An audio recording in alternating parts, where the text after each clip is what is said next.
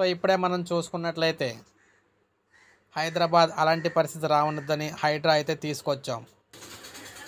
హైదరాబాద్కి అలాంటి పరిస్థితి రాకూడదని హైడ్రా అయితే తీసుకొచ్చామని చెప్పేసి చెప్పడం అయితే జరిగిందనమాట సీఎం గారు. మీరు ఇక్కడ చూసుకోవచ్చు.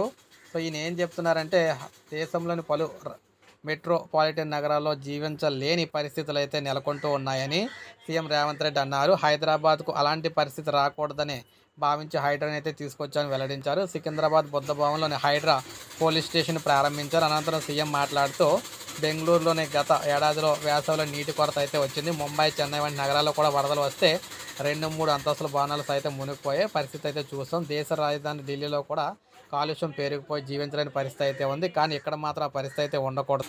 సో అందుకే హైడ్రా ప్రజల ఆస్తులను అయితే రక్షించేది తప్ప భక్షించేది కాదని చెప్పేసి అన్నారు.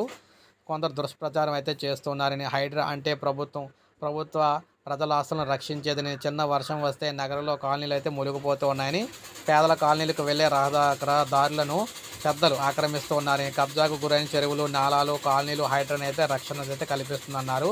వర్షం వస్తే రోడ్లపై కూలిన చెట్లను హైడ్రా నిమిషాల్లోనే తొలగిస్తుందని, లేక్ వ్యూ ఫేస్లో కూడా చెరువులు పక్కన కొందరు ఫామ్ హౌస్లు, గెస్ట్ హౌస్లు నిర్మించుకున్నారని, వాటి నుంచి వ్యర్థాలు, మురుగునీటిని కూడా చెరువులోకి అయితే వదులుతూ ఉన్నారని, చెరువులు, నాలలు ఆక్రమించిన వారికి హైడ్రా అంటే భయం తప్ప వరద నీరు ప్రవహించాల్సిన నాలాలపై ఇల్లు, అపార్ట్మెంట్లు వెలిసాయి.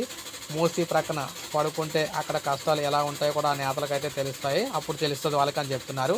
సో ఏది ఏమైనా ప్రజలందరి కోసం వారికి ఉపయోగపడే విధంగా చేసేందుకు హైడ్రాని అయితే తీసుకొచ్చామని ఈయన హైడ్రాకి సంబంధించి పోలీస్ స్టేషన్ అయితే ప్రారంభించారన్నమాట. సో ఇది అప్డేట్. ఒక లైక్ చేయండి, సబ్స్క్రైబ్ చేసుకోండి, మన ఛానల్ సబ్స్క్రైబ్ చేసుకోండి.